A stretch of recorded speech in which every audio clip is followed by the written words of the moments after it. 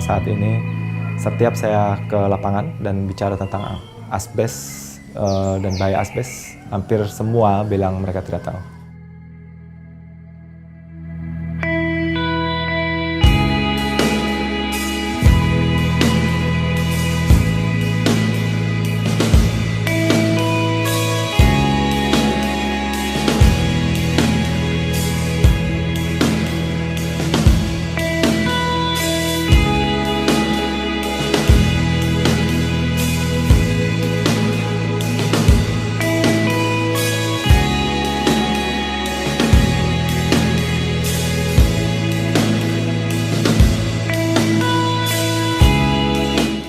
Itu ganggu saya sih, kayak di sini tuh di dada ya agak nyesek.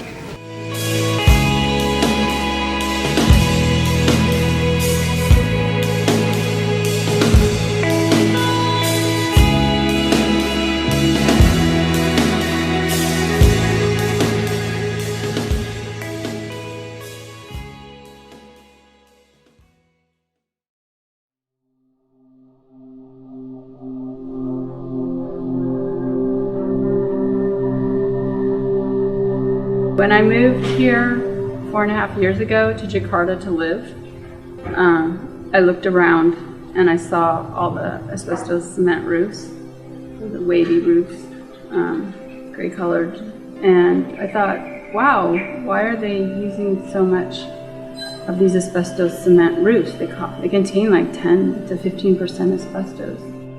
And I realized that people didn't know, but I saw all around the village and in the city broken pieces on the ground, people riding their bikes over them, sometimes putting mattresses next to them, sleeping on them, the traffic on the roads, driving over them, and I thought, well, this is creating a dust hazard that could cause cancer in people, everyone, not just the ones in the homes, but anyone who drives by, anyone who lives under these, or lives or works under these kind of roofs. And I just thought, well, this is terrible, because it's not just Jakarta. It's all over the whole country. It's in Lombok and Aceh and Sumatra, and it's just everywhere, and it's a huge problem. Pengetahuan kita secara luas sangat-sangat minim, jadi tidak banyak orang tahu tentang apa itu asbestos dan kenapa dia berbahaya, dan kalau sudah tahu kenapa dia berbahaya, bagaimana kemudian untuk men-treatnya ya, untuk memperlakukan dia dengan aman. Jadi banyak sekali, sebenarnya banyak sekali hal-hal yang perlu kita sampaikan kepada masyarakat luas, dan itu seperti pekerjaan yang jangka panjang sekali. Saya ingat pertama kali saya ikut bencana di Indonesia itu pekerjaan bencana di Indonesia itu Aceh, dan saat saya tiba di situ saya sedikit heran karena baru lihat ada banyak asbes yang dipakai di Indonesia, yang masih dipakai, dan banyak dalam puing-puing dari bangunan yang dirobohkan oleh tsunami. Negara seperti Inggris dan banyak negara lain itu dilarang dipakai dan dilihat sebagai racun luar biasa, dan sebagai ahli bangunan di sana, saya masih banyak aturan-aturan yang saya harus ikut untuk memastikan karyawan saya aman dan masyarakat atau pemilik rumahnya aman dari asbes. Tapi di Indonesia dan seperti vacuum, tidak ada informasi sama sekali, shock total. Bila kita berkaca pada negara-negara yang sudah melakukan pelarangan penggunaan asbes, di mana negara tersebut yang dulunya menggunakan asbes sebagai bahan baku industri atau bahan baku pembangunan, itu saat ini terjadi booming atau ledakan korban yang terkait dengan penyakit yang diakibatkan oleh asbes. Indonesia itu menjadi penting dan menjadi negara yang sangat rentan terhadap munculnya ledakan korban akibat asbes di Indonesia, karena Indonesia adalah salah satu negara yang mengkonsumsi atau menggunakan asbes tertinggi di dunia. Jadi hampir setiap tahun lebih dari 100.000 ton asbes diimpor di Indonesia, diolah menjadi atap asbes, diolah menjadi jadi bahan baku rem misalkan, atau beton dan sebagainya.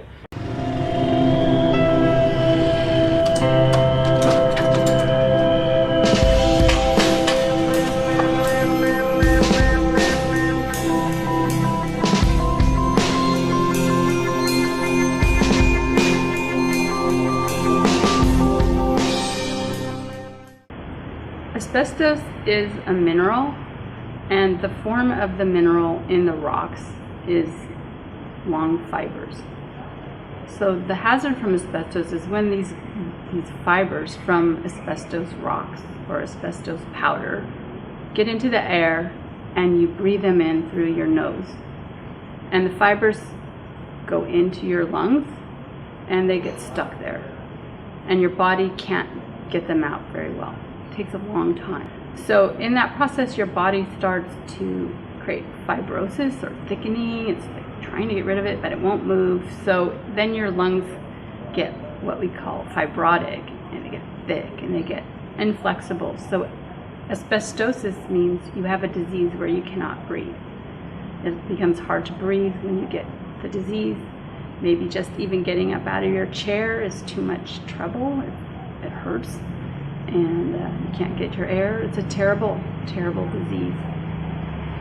So the hazard in the workplace or in the community is the dust.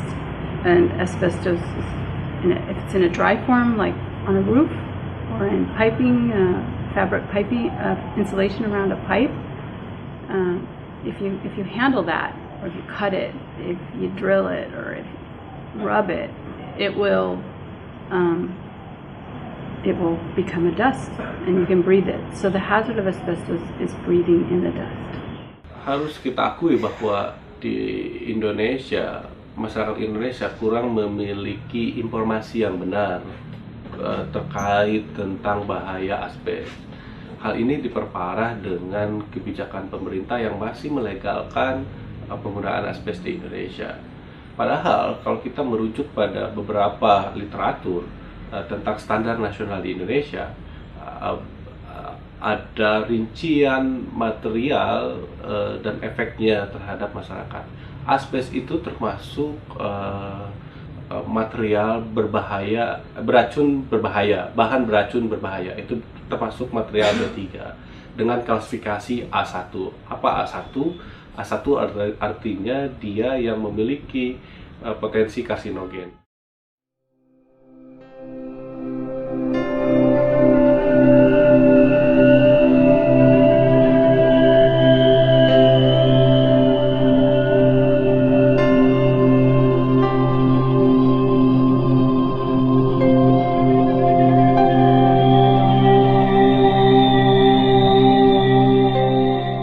Lapangan kerja sangat pengap, kurangnya ventilasi, dan memang debu tercecer di mana-mana, seperti asbes yang kelindas forklift, kelindas mobil, dan lain-lain.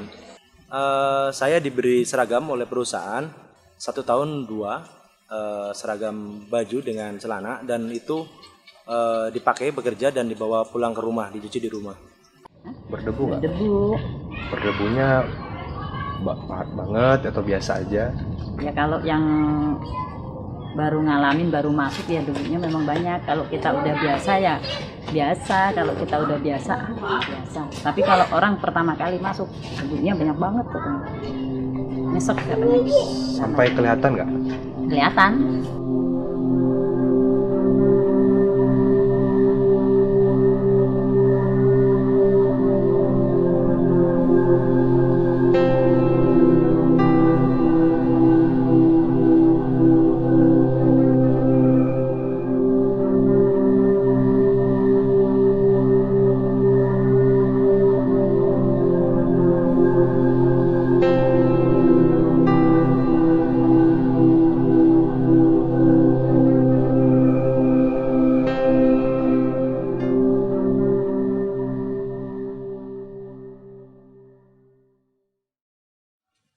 Kalau posisi ruangan saya baik untuk berdebu. Kalau kita pas buka masker, pas debu banyak banget, pernapasan, batuk, sering batuk, kadang panas, demam, saya sering demam. Dengan mendapatkan informasi atau pelatihan sosialisasi bahaya asbestos di tempat kerja.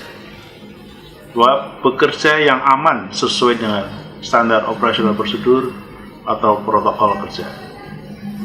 Menggunakan alat pelindung diri, baik itu pakaian kerja maupun masker yang sudah disediakan di tempat kerja. Tidak melakukan aktivitas makan dan minum di tempat kerja. Dan mengganti pakaian kerja di tempat kerja dan tidak membawa pulang pakaian kerja untuk dicuci sendiri. Penggunaan asbes di Indonesia didapat dari impor, jadi Indonesia tidak punya tambang. Saat ini Indonesia memiliki lebih dari 26 pabrik asbes yang terdaftar. Kita bisa membayangkan, dan dari 26 pabrik yang terdaftar itu ada sekitar 7.000 sampai 80.000 pekerja yang bekerja memproses asbes setiap harinya. Kita bisa membayangkan bagaimana para pekerja yang bila kita melihat ke lebih dalam kondisi kerjanya atau alat pelindungan diri dalam proses produksi asbes itu sangat minim. Artinya 7.000 sampai 8.000 pekerja setiap harinya saat ini sangat potensial terkena penyakit terkait asbes di tempat kerja. Potensi korban terkait asbes tidak hanya di pekerja, tapi bila kita melihat siapa konsumennya, siapa pengguna dari asbes ini, itu masyarakat.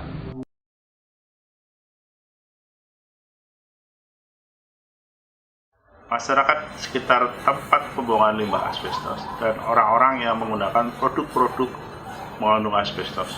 Contohnya adalah penghuni rumah yang memakai atap asbes saat sedang proses renovasi rumah. Dan dua adalah pajanan di industri atau di workplace exposure. Pajanan ini dialami oleh pekerja yang mengelola langsung bahan mengandung asbestos, pekerja di pabrik pengolahan asbes, dan keluarga yang tinggal serumah dengan pekerja asbes.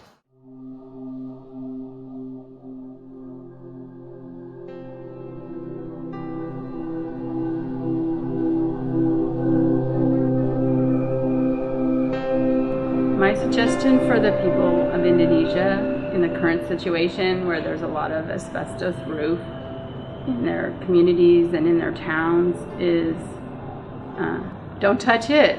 I mean, it's really dangerous to create that dust that you can breathe. So think about, Jadi bagi yang menggunakan asbes saat ini, asbesnya jangan diganggu, jangan dirusak. Kalau bisa dicat basah gitu, dilindungi sehingga dia tidak mudah patah atau rusak. Dan selanjutnya jangan beli lagi asbes karena itu sangat mengancam kesehatan tidak hanya buat diri pribadi tapi keluarga dan juga masyarakat. Ya, buat saya satu, jangan pakai asbes, jangan main-main dengan asbes. Hindari asbes kalau ditemukan. Kalau sudah tahu caranya, bantu untuk singkirkan. Para Indonesia saat ini kita akan ada masalah penyakit besar yang akan keluar dari sini kalau kita tidak lakukan sesuatu sekarang.